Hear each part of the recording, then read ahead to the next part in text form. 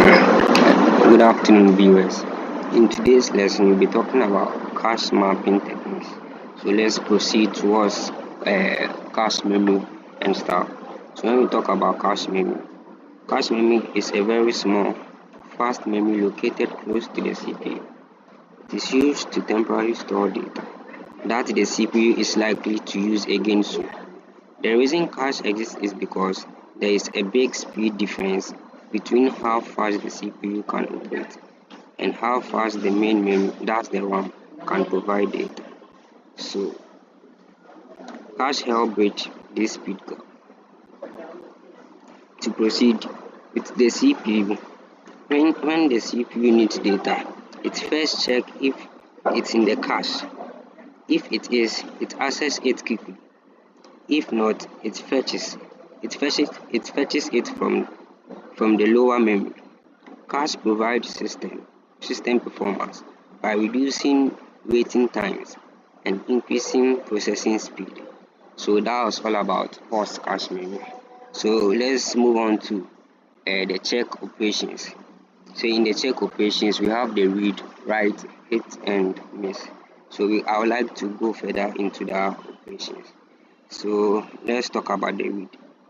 When the CPU wants data, when the CPU wants to get data from the memory, that's the read. So let's proceed to the write. When the CPU wants to store data into memory, let's move on to the hit. It's if the request data is already in the cache, it is a hit, and the CPU can access it quickly. And let's move on to the miss. If the data isn't in cache, it's a miss, and the CPU must fetch it from main memory, which is slower. More hit means fast performance because less time is spent waiting for data. So let's move on to the cache levels. We have the level 1, level 2, and level 3. So cache is organized into level based on size and speed. So let's talk about how the levels operate in the cache memory. So with the level 1 cache, the fastest and smallest, it's built into the CPU core. The level 2 cache, lower and larger than the level 1, it's either shared or assigned per CPU core. And we talk about the level 3 cache, the largest and the lowest, it shares across all CPU cores. So data moves from level 1, that's the cache level 1, level 2 to level 3, depending on how frequently it's accessed. Level 1 is checked first for data, then level 2, then level 3. So it's like it's a sequential something. That's how the cache level works. So let's move on to locality of references and why checks works. Check memory is effective because of something called locality of references. Temporal locality. If the CPU accesses a piece of data now, it will probably use it again soon. And we have the spatial locality. If a piece of data is accessed, nearby data will likely be accessed next.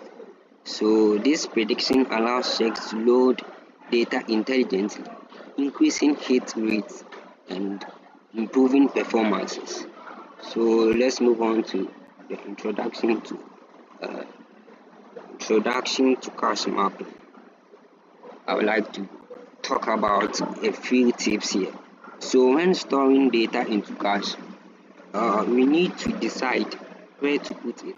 This decision process is called check mapping. So that's the introduction to check mapping. So check mapping is important because it helps the CPU quickly find where the data is stored in cache. The method used affects how fast and efficiently the cache works. So that's for the cache mapping. And we have why mapping techniques matters. So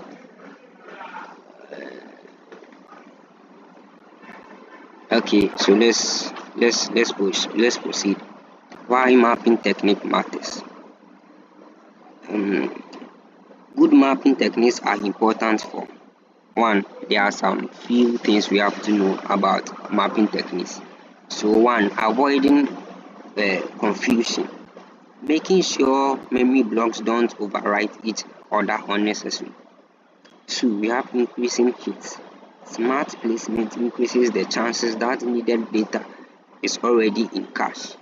And we have the last one, that's the third one, better performances. Reducing cache misses means the CPU can work faster and more smoothly. And we are proceeding to direct mapping. Yeah, direct mapping, that's simple but limited. So direct mapping is the simplest method. So let's talk about direct mapping. So when we talk about direct mapping, each memory block goes to only one specific cache line using a modular operation. It's fast and easy to implement using simple hardware. However, it has a big problem. If two commonly used block maps to the same line, they overwrite each other. They overwrite each other. Yeah, this causes a lot of messes known as conflict messes. Yeah, so that's the direct mapping. And we move on to the fully associative mapping. That's the flexible but slow. So this method is very flexible. A memory block can go to that's any line in the cache.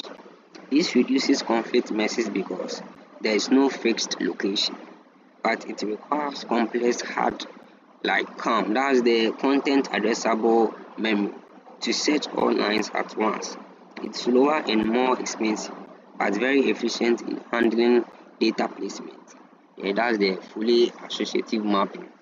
And we move on to the set associative mapping. Balanced choice. Yeah. This method combines features of both previous techniques. The cache is divided into sets. Each memory blocks maps to a specific set, and we have inside the set the block can be placed in any line. This makes it balanced choiceless, conflict than directing mapping, and simpler than fully associative. Yeah, so let's go to the comparison. That's mapping techniques. Let's compare the three techniques. We're about to compare the techniques that we just touched on. That's the direct mapping, fully associative, and set associative. So with the direct mapping, let me give a brief summary of it. With the direct mapping, it's fast and simple, but high conflict messes. When you come to the fully associative, most flexible, lowest conflict, but expensive and lower. And when you come to the set associative, a balance between both, good performance with moderate complexity. Yeah, so choosing the right techniques depends on your goal, speed, cost, or reduced messes. Yeah, thank you. This is the end of my lesson, and I'm Mr. Eric Atifa.